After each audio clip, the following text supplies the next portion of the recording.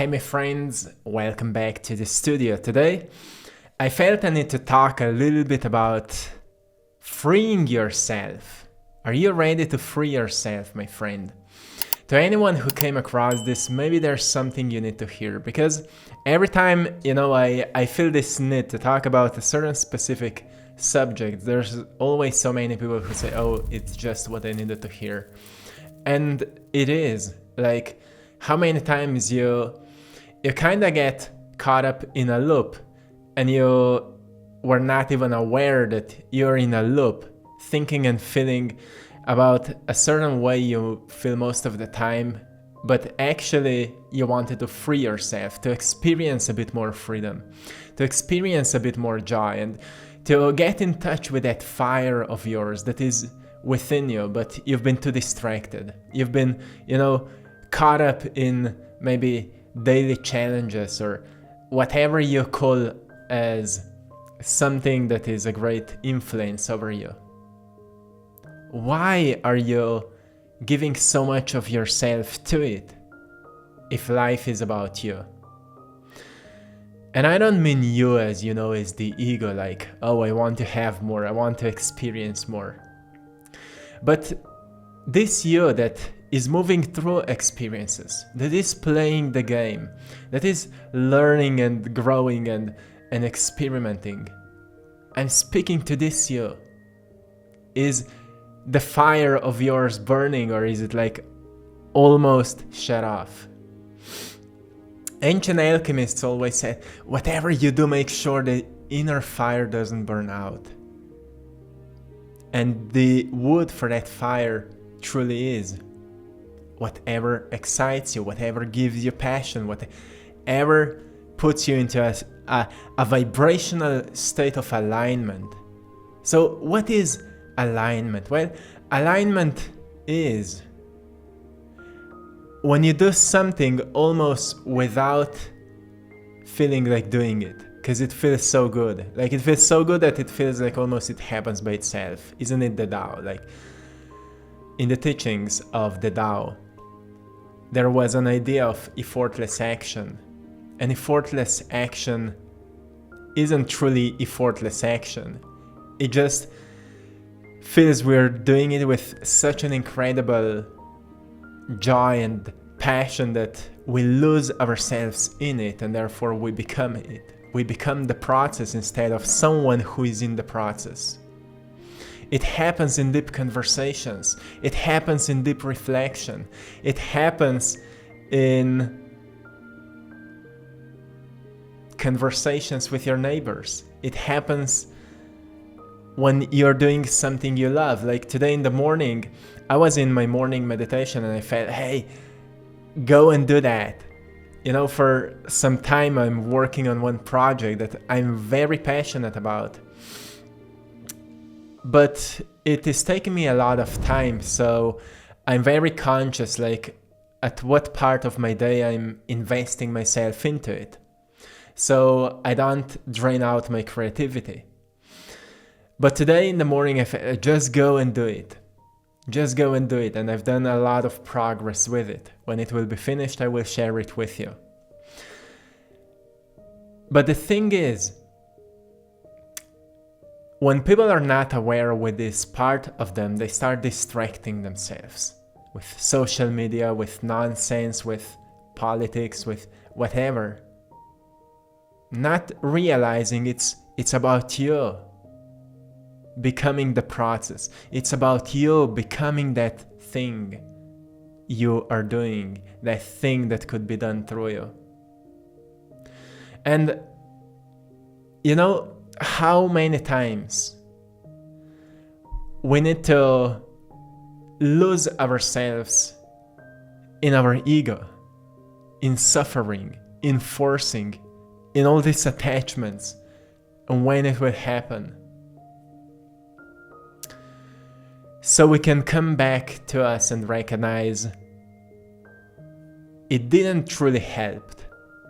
Every time you escape from your fire, you just feel worse and worse and worse. When you get back to your fire, you recognize it's all an experiment. People say, oh, but it doesn't make me money. how can you know? How can you know it will not make you money in the next 5 years if you stay devoted to it? How can you know? Have you studied the options? Have you explored the possibilities? Have you done everything you could? Yeah, I did for a few months and nothing. What is few months compared to eternity? What is few months, my friend? We have people here in community who are living abundant lives. Those people haven't made it in few months. They made it in few years, in decades, right? So the reason that it feels so impossible for you is that you've attached yourself to the idea that it should already be here. So you're robbing yourself from life. It's what your ego is doing, right? Ego wants to have an easy path where everything would just work out, and if it doesn't, it will attach itself to the idea, this limiting belief that you're not capable of doing it because of all kinds of reasons, so you would have a reason to suffer. This is ego. Ego doesn't want you to lose yourself in the process, because then it can't exist anymore. It's a very tricky part of us, because it's like a child. You see, Native Americans had a word, higher self. That's where this word is coming from. And the whole idea was that ego for them was this lower self. When people are so egoistic and selfish, they would look at them as being childish, being immature. And what they knew is that the only thing that helps ego to mature is the dark night of the soul. It's the darkness of life that make you awake, right? Because when you're moving through the darkness, you need some light, right? You need to enlighten the path. But when you're surrounded with darkness, the only source of light truly is your mind. And when you open up your mind, this light starts to enlighten the path. Most people live their lives in a belief they already know everything. In Buddhist teachings, they said those who think they know everything will actually miss on everything. They will actually, just not learn anything new. And those who don't learn anything new, well, they're stagnant, right? They feel stagnant. And because there is no such a thing as stagnation in life, there's only growth, evolution, or dissolution. There's upwards or downwards. Upwards is ascension, downwards is descension. Upwards is feeling more alive, downwards is feeling less alive, right? There's a reason why the word live, being alive, liveness, if you turn it around, is evil, right?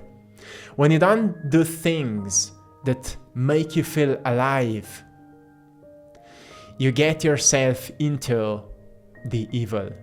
Evil is not some mystical force that takes over you, that possesses you.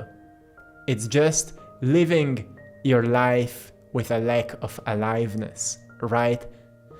And if you look at evil people, you will notice what they are lacking the most is aliveness. And aliveness is a certain sense of love for life, love for creation, love for doing something, isn't it? So people who are really in love with lives are very active people, very productive people, very content people. And those who would you describe as evil are lacking these experiences, and they think something outside of them should provide this to themselves. So my message is always for you, hey, where are you on this spectrum, right? Because if you don't pay attention to what makes you feel alive, then you're already on this other side where you feel kind of evil. And then you walk around in fear, like something is judging you. Like the whole religious propaganda made you believe that there is a force that is judging you. Life is not judging you because it's quite neutral. And actually, quantum physics have discovered, when they were studying the cells of the plants, they've been looking for what is the most healing frequency, the most healing vibration of a cell. So what's the vibration of the cell that is healthy? So they could compare it with a cell that is not healthy. And they've noticed that a plant that has very healthy cells has very neutral vibration, while cells that are unhealthy have quite incoherent vibration. In brain, it's often as beta brainwave frequency that's quite incoherent, quite jumpy frequency. So we need to ask ourselves what puts us into this kind of state of neutrality. If you would have a pyramid of frequencies, higher you go on the spectrum, more the line becomes almost narrow. Because once the frequency becomes so high, it doesn't look like vibrating anymore, it just is, right? It just is. So the point is that when you learn to live your life more as just being, not just waiting for something, not just wanting something, not just desiring something, not just fighting for something, but more of being where you are and doing it wholeheartedly, doing it with such an incredible contentment that you become it, right? That's where life just happens. And people often mistaken it because they think, if I will be present with something, then I'm not sure if the outcome will happen the way I want. How can you know, right? How can you know? Will the outcome happen if you control it? Maybe. But you will lose a lot of yourself for it, right? Because when you're not doing it, you are waiting it. And when you're doing it, you're forcing it. So where is the joy? Where is the joy? That's why ancient masters had a word reverence. Have reverence for life. And reverence means that respect the creation. To respect the creation means that you understand that you know little, but there's something that knows everything. And if you don't know everything, surrender to that knows, right? Surrender to that knows. There's intelligence to life that's just present in everything. And when you don't feel it, it doesn't mean it's not a part of it. You're again in your mind. You're again in your ego. But when you start doing something with an incredible sense of passion or excitement or contentment, you recognize that it's not really you that's doing it, it's that intelligence that's moving through you. Like when I'm making paintings, so many times I just don't know what I'm doing, and then it surprises me like, oh, it's quite a beautiful thing. It's quite a beautiful thing. So, my friend, I always call you back to you. Come back to you. And recognize that you're already everything. Your worth doesn't come out of having something, or what they say, or how many followers you have, or how much they appreciate you. Your worth doesn't come from there.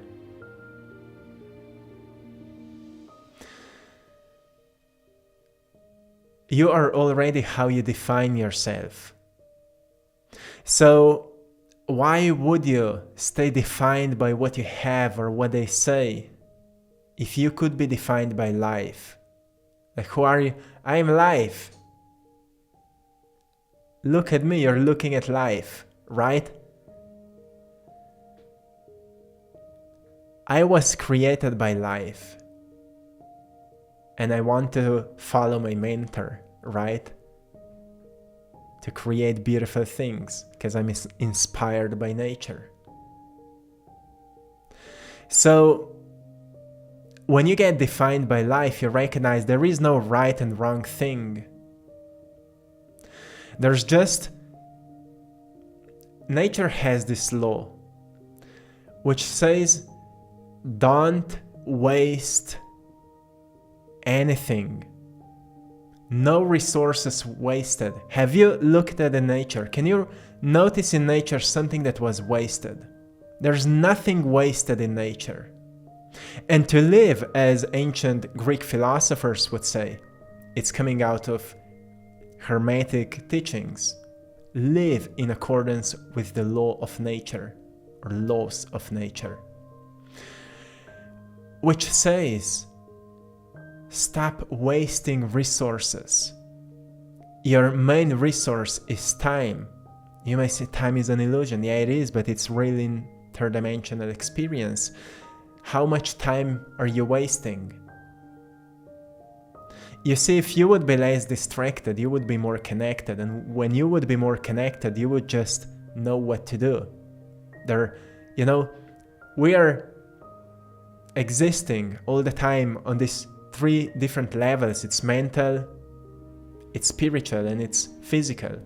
And when our physical level is hurting because of a lack of energy, because of being burned out or not taking care of ourselves, mental and spiritual will be disordered, will not have much awareness around them.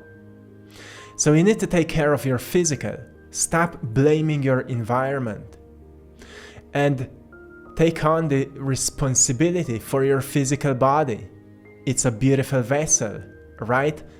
Again, ancient masters would say to you, hey, your body is like a jar. If you want to fill it up with some divinity, firstly, cleanse it, purify it, and then you will be able to pour in some of the divine, like great teachings and presence and love and kindness, right, towards you.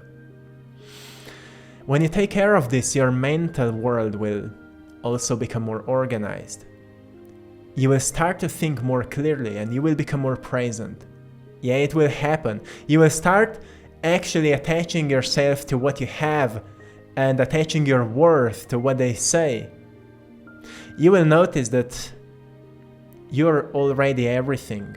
You're already everything, and how well you build skills for self-expression, that's how good your experience will be. And you know that skills are built through time, so nothing happens overnight, right? And that's what happened to our spiritual aspect, where we recognize that the spirit is already everything, it's already God, it's already infinite intelligence. But it must become a skill for us to learn to express it. And it takes time because we are constantly rewiring our neural pathways so we can express more of ourselves. And this is a path to authenticity, isn't it? You need to build skills. That's why Tupac said in a very famous song, Changes, he said, it's a skill to be real. Time to heal each other. It's a skill to be real. So you can't just, imagine that you will become it overnight. You will not become a good artist overnight. You will not become a good person overnight. You will not become non-reactive person overnight. And your business will not grow overnight. But when you recognize that all of this already exists, and you just need to become a vessel that is building it, like one brick after another, every single day, you will notice that there is no time for waste. There is no time to waste. There is no time to waste, my friend. So get back to you and do the work. I will leave you here. I hope you had a good one. I hope you've enjoyed in today's message. I'm sending you lots of love, blessings, and power. Thanks to everyone for choosing to support my art in our store, AttractPassion.com. You're all truly appreciated. You can find prints of my art, original paintings, shirts, mugs, phone cases, all of that. So go and check it out. And also thanks to everyone for joining our Patreon community for more exclusive content. Guided meditation, the new one just came out yesterday. So go and check it out. It's called Let Go and Surrender to Your Higher Self. Very, very powerful one for aligning your energy centers and surrendering. So go and check it out. It's on our Patreon. The link is in the description.